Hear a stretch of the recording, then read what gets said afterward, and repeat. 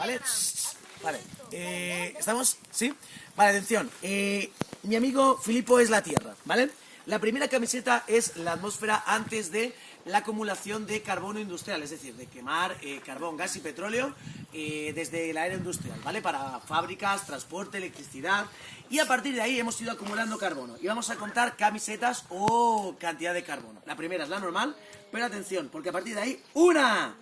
2, 3, 4, 5, 6, 7, 8, 9, 10. Espera. ¿Esta era la 10? ¿Sí, no?